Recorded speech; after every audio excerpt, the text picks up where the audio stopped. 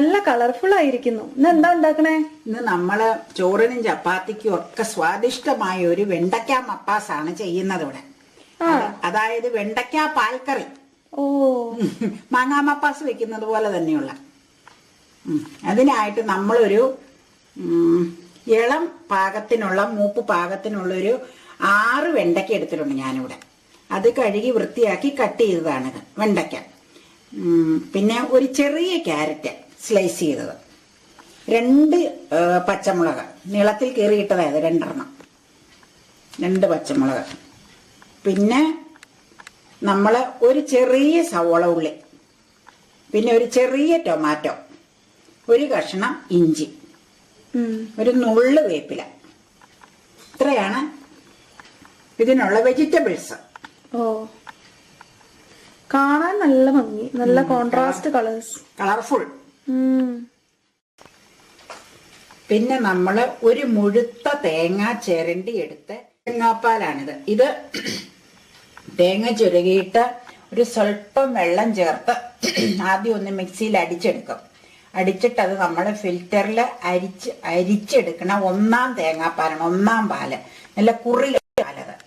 പിന്നെ അത് രണ്ടാമത് കുറച്ച് വെള്ളം ഒഴിച്ച് അരിച്ചെടുക്കുന്നതാണ് 2-ാം പാല്. അത് കുറച്ച് കൊഴുപ്പ് കുറവായിരിക്കും.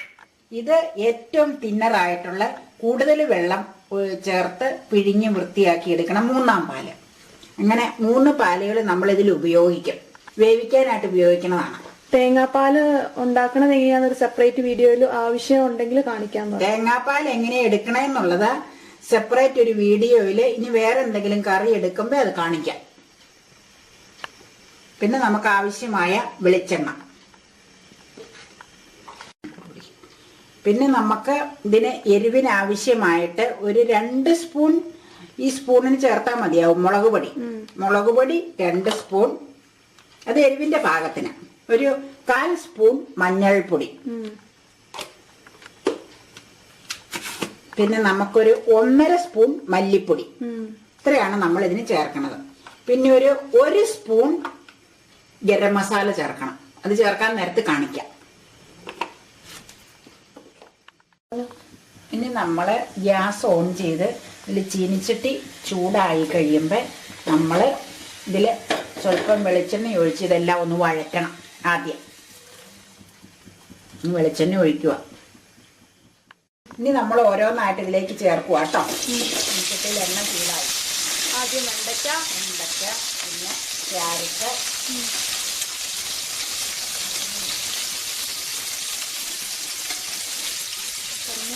പച്ചമുളക്, സവോള, ടൊമാറ്റോ, ഇഞ്ചി, വേപ്പില. ഇത്രയും വഴക്കണം. സ്വല്പം അതിനാവശ്യമുള്ള ഉപ്പ് ചേർക്കണം കേട്ടോ. സ്വല്പം ഉപ്പും കൂടെ ചേർക്കും, ഉപ്പ്. ഇനി അത് ഇന്ന് വഴന്ന് കഴിയുമ്പോൾ നമ്മൾ അതിലേക്ക് എല്ലാ പൊടികളും ചേർക്കും. ബ്രൗൺ കളറാവോ? ബ്രൗണൊന്നും ആവണ്ട, ചുമ്മാ ഒന്ന് പച്ചപ്പ് മാറിക്കഴിയുമ്പോൾ പൊടികളെല്ലാം ചേർക്കണം വേവിക്കാനുള്ള. നമ്മൾ മുളക് പൊടി,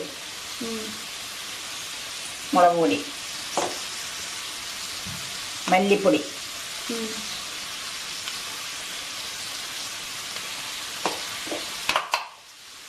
മഞ്ഞപ്പൊടി എല്ലാം ചേർത്തിട്ട് നമ്മളൊന്ന് മിക്സ് ആക്കണം. ഇതൊന്ന് ഈ പച്ചപ്പ് പോയി കഴിയുമ്പോൾ നമ്മൾ 3-ാം പാലങ്ങ് ഒഴിച്ച് വേവിക്കും ഇട്ട്. ഇതൊരു 2-3 മിനിറ്റ് കഴിയുമ്പോൾ ഈ പച്ച മണങ്ങ് മാറും മസാലയുടെ. അത് കഴിയുമ്പോൾ തേങ്ങാപ്പാലിൽ വേവിച്ചെടുക്കണം നമ്മൾ. ഇനി നമ്മളിതിൻ്റെ പച്ചപ്പ് നിറം ഒന്ന് മാറി മസാലയുടെ. അപ്പം നമ്മൾ സ്വല്പം ആ 3-ാം പാൽ ഒഴിക്കുക കേട്ടോ, പിഴിഞ്ഞ് വെച്ചിരിക്കണം തിന്നറായിട്ടുള്ള പാല്.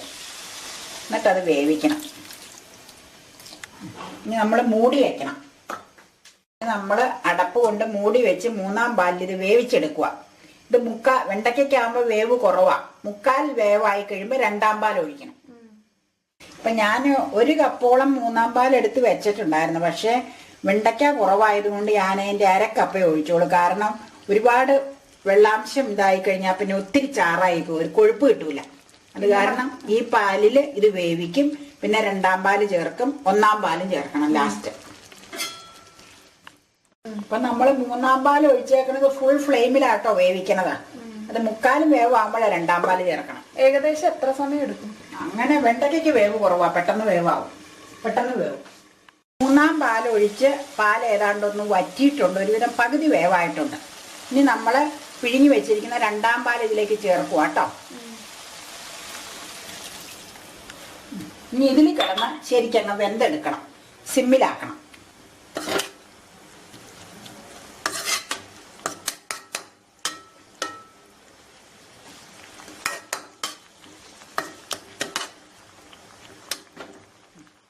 ഇനി നമ്മുടെ 2ാം പാൽ ഒഴിച്ച് വെണ്ടയ്ക്ക കഷ്ണങ്ങളെല്ലാം നന്നായിട്ട് വെന്തിട്ടുണ്ട്. ഇനി നമ്മളതിൻ്റെ ചാറ് വറ്റി വന്നുകൊണ്ടിരിക്കുകയാണ്. അപ്പം ഈ 1ാം പാല്, തലപ്പാലെന്നായിരുന്നു പറയണേ, ആ പാലും കൂടെ ഒഴിച്ച് ഇത് വാങ്ങുക. കറി ഏതാണ്ട് ആയിക്കൊണ്ടിരിക്കുക.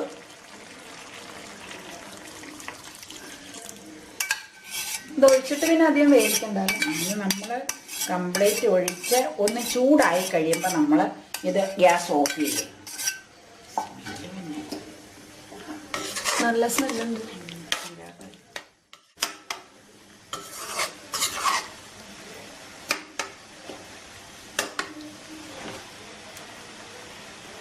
ഇനി നമ്മൾ രുചി കൂട്ടാനായിട്ട് ഇതിലേക്ക് ഒരു പിഞ്ച് ഗരം മസാലയും കൂടെ ചേർക്കും. അതായത് ഗ്രാമ്പൂ, പട്ട, ഏലക്ക, ജാതിപത്രി എല്ലാം കൂടെ പൊടിച്ച് വെച്ചിരിക്കുന്നതാണ്. ഗരം മസാലയും കൂടെ ചേർത്ത് ഗ്യാസ് ഓഫ് ചെയ്തത് വാങ്ങും.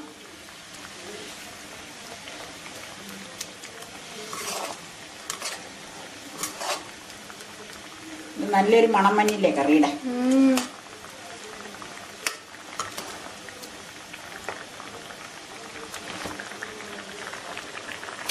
നമ്മള് കടുക് പൊട്ടിക്കാൻ പോയി കറിക്ക്. അതിന് പാൻ അടുപ്പത്ത് വെച്ച് എണ്ണ ഒഴിച്ചത് ചൂടായി. അതിലേക്ക് സ്വല്പം കടുക് ഇട്ട് കൊടുക്കാം.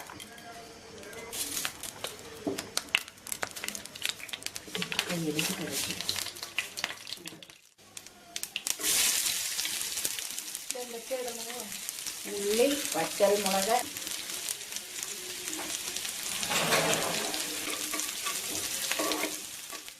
നമ്മളൊരു നുള്ളു വേപ്പിലയും കൂടെ ഇടും. നമുക്ക് പിന്നെ വേപ്പില യഥേഷ്ടം ഉള്ളതുകൊണ്ട് ഇടാൻ പഞ്ഞയില്ല. മൂത്തുമുളക്,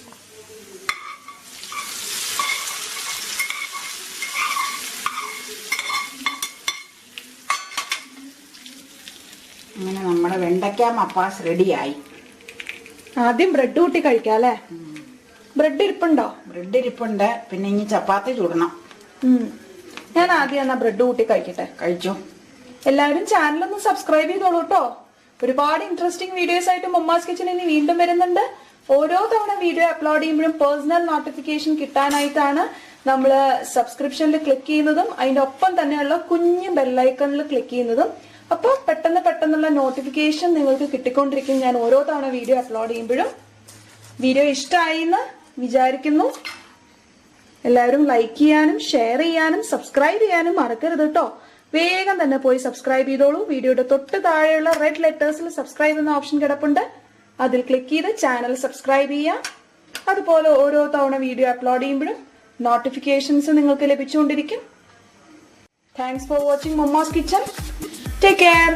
Bye bye. See you.